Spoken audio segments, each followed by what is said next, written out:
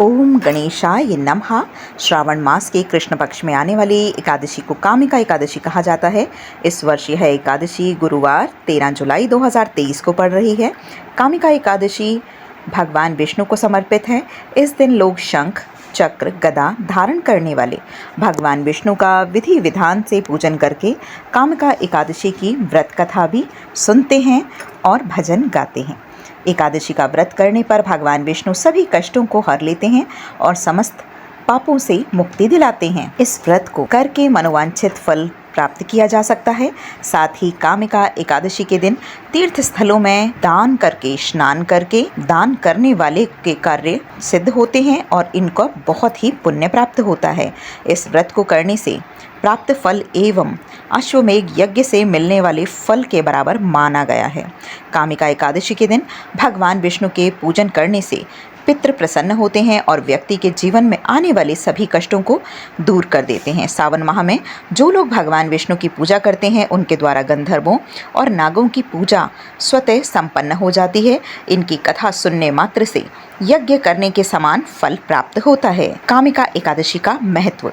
कुंती पुत्र धर्मराज युधिष्ठिर ने जब भगवान श्री कृष्ण से कहा कि आप मुझे श्रावण कृष्ण एकादशी के बारे में कुछ बतलाइए, तब श्री कृष्ण भगवान ने कहा कि हे युधिष्ठिर, ब्रह्मा जी ने जो कामिका एकादशी की कथा देवऋषि नारद को सुनाई थी वही मैं तुम्हें सुनाता हूँ। ब्रह्मा जी ने नारद मुनि से कहा कि श्रावण मास की कृष्ण एकादशी का नाम कामिका है, जिसे सुनने से वाजपेयी यज्ञ का फल प्राप्त होता है। इस दिन शंख, चक्र, गदाधारी भगवान विष्णु की पूजा विधि विधान से करने से इसका फल मिलता है। वह गंगा या काशी जैसी जगहों पर जाने से और सूर्य व चंद्र ग्रहण पर कुरुक्षेत्र और काशी में स्नान करने से भी नहीं प्राप्त होता है। श्रावण मास में भगवान की आराधना करने से देवता के साथ साथ गंधर्व और सूर्य सब पूजित हो जाते हैं। पापों से मुक्ति के लिए कामिका एकादशी का व्रत अवश्य ही करना चाहिए। कामिका एकादशी व्रत करने से जीव की को योनि को प्राप्त नहीं होता और भगवान विष्णु जी को तुलसी अर्पित करने पर समस्त पापों से मुक्ति मिल जाती है। साथ ही यह तुलसी दान रत्न, मोती, मणि, 4 भार चांदी और 1 भार स्वर्ण के दान के बराबर होती है। जो मनुष्य तुलसी का पौधा अपने घर में सींचता है उसके पाप यातनाएं समाप्त हो जाती हैं और मनुष्य पवित्र हो जाता है। पद्म पुराण के अनुसार भगवान श्री कृष्ण युधिष्ठिर को एकादशी का महत्व समझाते हुए कहते हैं कि जैसे नागों में शेषनाग, पक्षियों में गरुड़, देवताओं में श्री हरि विष्णु, वृक्षों में पीपल और मनुष्यों में ब्राह्मण श्रेष्ठ है, उसी प्रकार संपूर्ण व्रतों में एकादशी श्रेष्ठ है। कामिका एकादशी की व्रत विधि। सुबह जल्दी उठकर शौच आदि से निवृत्त होकर स्नान करें और व्रत का संकल्प लें।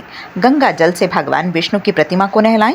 भगवान विष्णु की स्मरण, पूजन और स्तुति दीपक जलाकर करें। तुलसी के पत्तों को अर्पित कर विष्णु भगवान की आरती करें, परंतु याद रखें कि एकादशी और द्वादशी के दिन तुलसी को नहीं तोड़ते हैं। ये आपको पहले ही तुलसी रख लेनी है। भगवान विष्णु जी के समक्ष दीपक जलाकर शाम को आराधना करें। विष्णु जी के सहस्त्र नामों का पाठ करें।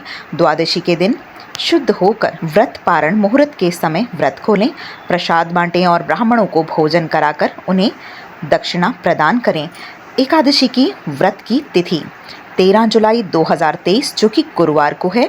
पारण का समय 5:32 सुबह से शुरू होकर 8:18 तक 14 जुलाई को है। पारण के दिन द्वादशी तिथि समाप्त हो रही है 7:17 शाम को। एकादशी तिथि प्रारंभ हो रही है 12 जुलाई 2023 के 6 बजे शाम से और ये एकादशी तिथि समाप्त होगी 13 जुलाई को 6:24 शाम तक। कामिका एकादशी व्रत कथा। व्रत कथा के अनुसार बहुत समय पहले एक गांव में एक क्रोधी स्वभाव का व्यक्ति रहता था।